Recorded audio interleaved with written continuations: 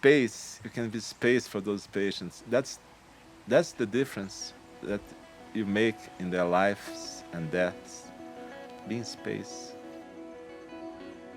space for us, space for them. And if the patients feel that you are really space, that you can really cradle anything, any sensation that comes, that is most calming. I can tell you that not only because of my work with my patients, but because of my experience with my late wife.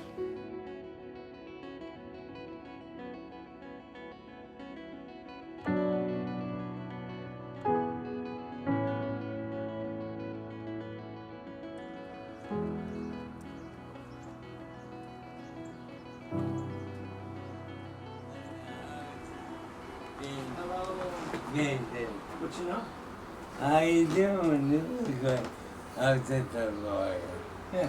Doing I continually try to do my best, and I fail sometimes. But one question I don't like to ask people, but sometimes I still do because I forget, Yeah. is how are you doing? I try not to ask Normal. it. Rather, it's good to see you. Yeah. That's it. That's my favorite. It's good to see you. My friend, I ran into him the other day in town. He zipped how are you doing? Gave me a big hug and said, great to see you, man. Yeah, And that was made my day. and that was it. That was it. Okay. I sometimes live, I'll own it, an inauthentic life. It's just in the store. I try not to. But oftentimes people are walking around in a Stepford file. It's just how you doing without any thought, with Yeah. no awareness. And that's not the world you're in anymore, No. you know? It's a real question. When someone says, how are you feeling? There's a long answer. I mean, how you doing? I'm dying. Thank you. I know. can't talk. My hands don't work. I can't walk. I can't take pictures anymore. How am I doing? Yeah. And I focus on the positive. I mean, if you ask me how I'm doing, I'm feeling bad. I mean, I'm smiling, but this disease, it's really, it's an ugly head now. It's Even ugly with an ugly head. head. I mean, last time we were here, I could walk better, hands were better, and the voice was better. But it's changing every day. I lost a lot of weight. In my experience, I've shared times with individuals and their families where they would be able to drop into a place and ask the questions that they had been afraid to ask of anyone before. That this is background. I read the book. When people find themselves in a place of talking about the reality of their mortality, because that's the ultimate state of being. And for many, it might be the first time they've had that opportunity, or for others, they find themselves in a place where they can be incredibly authentic and talk about their fears around their own death. I always say it's easier to be the dyer instead of the dyee. It's more horrible for my wife, horrible for my son and my daughter. For me, it's easy. I get to let go of all this. Right now, it's good, but eventually it gets ugly. And what our friendship is talking about, I can let go and die with dignity and grace. And so, why would you be afraid when there's nothing to be afraid of if you die? I love people. I've always loved people. And the hardest thing about this disease is not being able to talk as much as I like. But the good thing is you listen more. You listen more. You think more. You meditate more. So I don't think I'm one of those. I look and think about what I gain.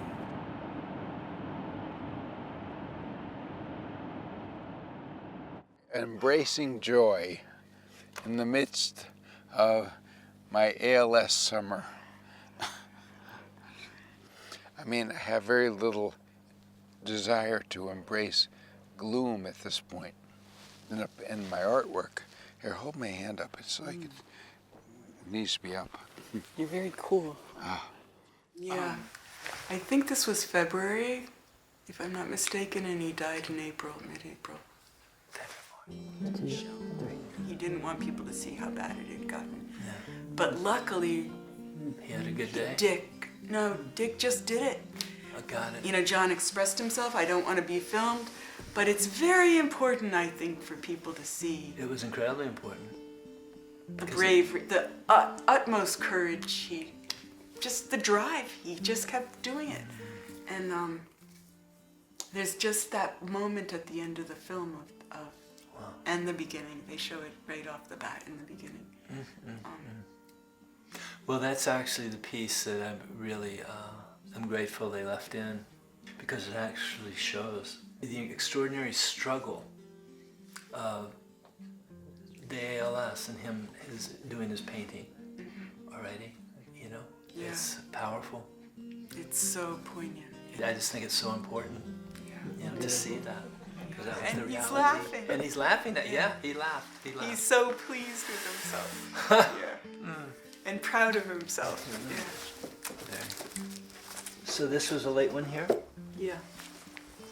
You know, I'm reminded about, again, talking about grief. You know, I see so many people, and I hear often from families, individuals who've lost a loved one. They have this misplaced notion that they should be done grieving, or they shouldn't feel sad anymore. Sometimes that's what, who said that? I mean, I know in my own case, I lost my mother in 1989. I still grieve for her sometimes. Just keeps coming. It's such an unpredictable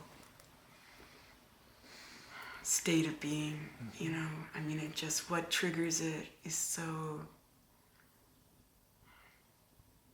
you don't know where it's going to come from. It's really a wild card. And I think for some people, they might think of grief that is something that needs very dramatic. Okay? And though for some people, grief is very traumatic. And that's why there's good support in the world, if we can find it. But it is unpredictable, and it takes many shapes and many forms, sometimes quite subtle. That's why, you know, from where I sit, consciously or unconsciously, I think you guys were grieving at the diagnosis from that moment on. Yeah. And I know the time I took John to physical therapy, the first time we had time alone like that. And he touched into it. He says, I'm feeling this as I go. That's why along the way, you know, where I speak of John was dancing as dying.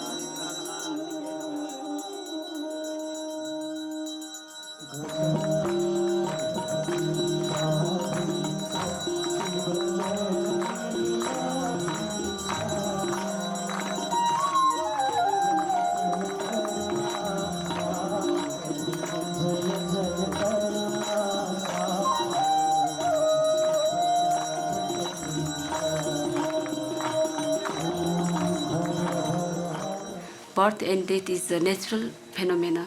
Yeah, every living things are destroyed to this universe to maintain the cycle of the universe. So our date is not fixed. Everybody have to die.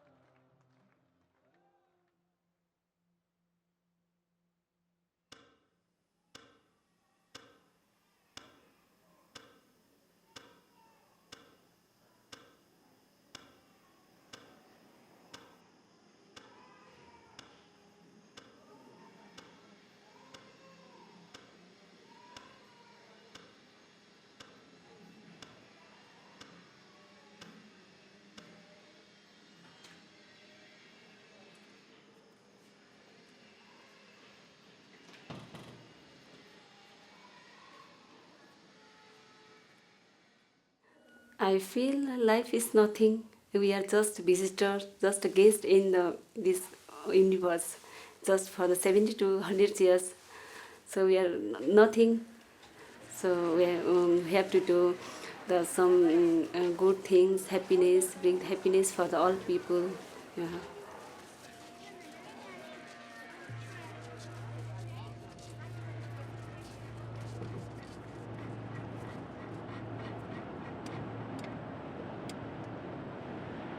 The biggest resistance, the biggest fear around dying, the impermanence of our life,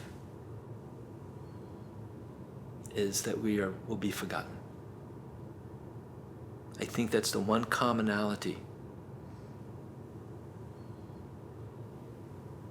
Can we take our memory with us, the memory of who we are, that we were on this earth? Will people remember me? Will I be forgotten? Will this person be forgotten? And as I'm talking about that, I'm reminded of how often I'll let people know, I will remember you. I will not forget. I will remember you. Because I don't know. I don't know. there's a part of me that wish I knows, but then there's even a large part of me that it's okay that I don't know. Yeah.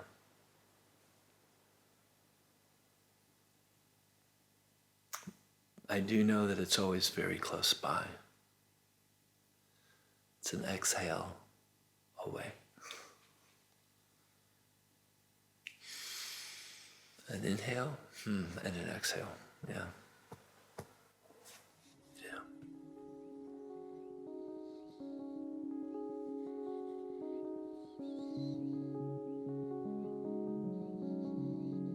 Mich fasziniert einfach schon immer die Aussage, der Höhepunkt des Lebens ist der Tod. Das Sterben ist der Höhepunkt des Lebens. Er gefällt mir einfach. Ich bin nicht allein, ich bin getragen, ich bin aufgehoben.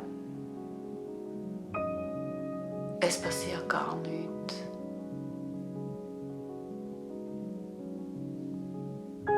Ja.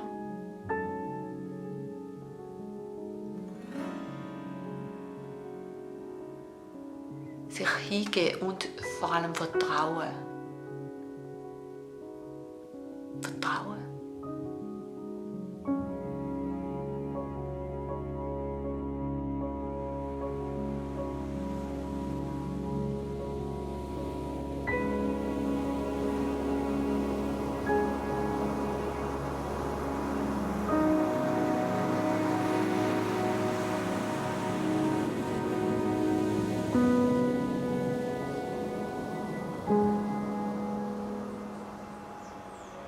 Eu aprendi muitas coisas com essa coisa de cuidar de quem está morrendo.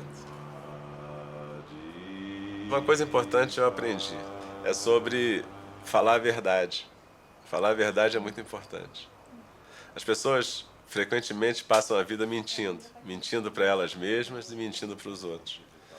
E aí quando você passa a vida mentindo e chega a morte é a hora da verdade, como a gente fala em português, pelo menos. E é muito triste quando as pessoas só vão falar a verdade na hora de morrer. Assim, é importante você falar a verdade na sua vida toda, mesmo que doa, mesmo que seja difícil. Mas isso vai fazer você poder chegar na morte com muito mais tranquilidade.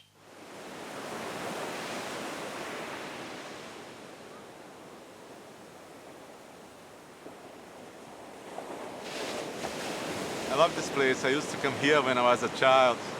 And I used to make sand castles with my mother. And then at some point the sea would come and just make them sand again. Pure sand, no form.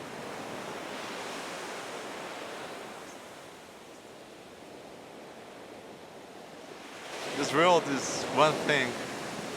And it just flows like those waves and everything else.